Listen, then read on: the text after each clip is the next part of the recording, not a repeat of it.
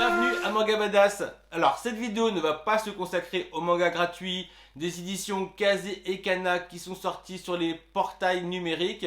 Ils sont gratuits, vous avez le luxe de découvrir par vous-même, faites-vous votre propre idée. Bien sûr je vous conseille Rainbow, Black Lagoon, Belzebub et je vous laisse découvrir tous les autres. Faites-vous plaisir. Non, cette vidéo va se consacrer au manga, au shonen ou au seinen Goblin Slayer.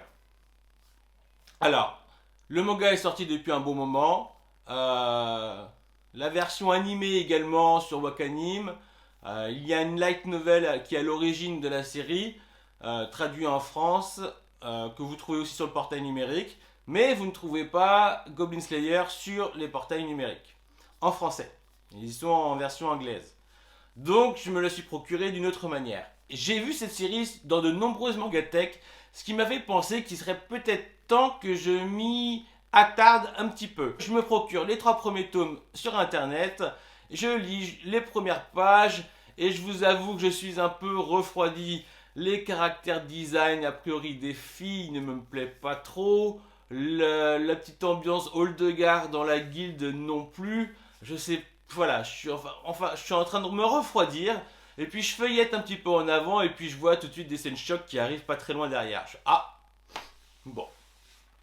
Je prends mon courage à deux mains, je lis les bulles, je tourne les pages et effectivement, je suis pris dans le game.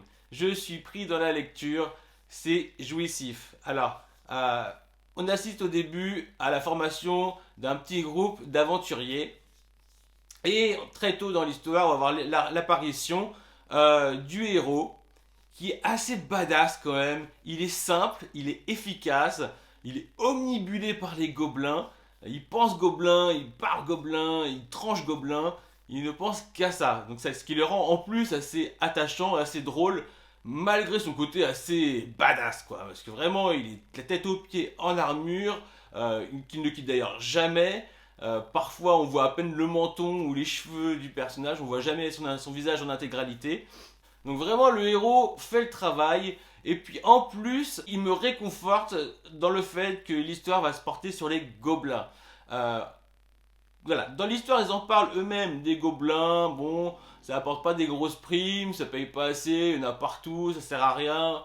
Voilà quoi, on voit pas l'intérêt du gobelin. Et bah très vite, l'histoire nous détrompe, il nous met face aux réalités des gobelins qui se multiplient, qui sont bien plus dangereux qu'ils n'y paraissent.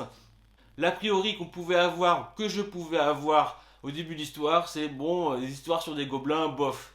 Et là, ce que je me dis, c'est le contraire, c'est oh là là, j'espère que ça va rester sur des histoires avec les gobelins. C'est vraiment paradoxal.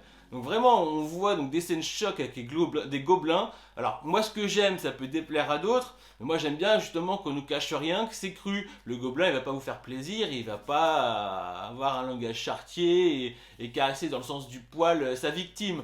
Donc vraiment, il y a quelque chose d'assez gore, d'assez trash, d'assez violent, mais qui fait vraiment plaisir, qui met une plus-value à cette série, une plus-value au gobelin. Donc avec le héros badass, le premier tome se lit super bien. Au deuxième tome, il arrive même à intégrer, je crois, une équipe. Au troisième tome, il demande même de l'aide à la guilde. Alors qu'il est omnibulé par les gobelins, il est même un peu la bête de foire de la guilde. Donc vraiment, le monde est sympa, il prend forme. Les personnages sont très bons aussi. Enfin voilà, faut pas s'arrêter au premier caractère design des personnages qui font un trait isekai au début. Une fois qu'on a passé ça, on est très content d'avoir continué la lecture. Moi, j'ai adoré le premier tome, le deuxième et le troisième. J'ai juste une crainte, c'est qu'à partir de là, les gobelins soient un peu moins présents ou soient secondaires, soient dans une toile de fond. Ça m'embêterait parce que vraiment, je trouve que la plus-value de cette série est dans le traitement des gobelins. Bon, on verra bien. Hein, parce que quand j'ai quitté le troisième tome, on voyait des gobelins pirates. Alors, franchement, c'est les 3 premiers tomes qui fonctionnent très bien. Elle n'est toujours pas parue en version numérique, en français du moins. Est-ce que j'ai vraiment envie de continuer la série? Moi, je la vois bien dans ma mangatech numérique. peut-être pas dans ma mangatech physique. Je veux dire que Berserk est sorti de ma mangatech physique à partir du moment où elle était en numérique, et elle reviendra quand elle aura une édition de luxe. Mais Goblin Slayer, bon, n'équivaut pas encore.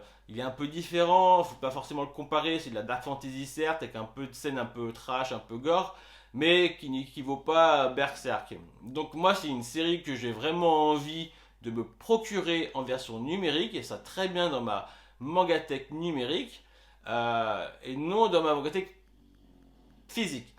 Par contre, si vraiment ça met un peu trop de temps à apparaître sur mon portail numérique, et bah, je suis tenté comme de m'acheter les premiers tomes et quitte à les revendre plus tard. Voilà. Et donc de continuer par la suite avec les. Je crois qu'il y a 7 tomes de parus, 8 au Japon.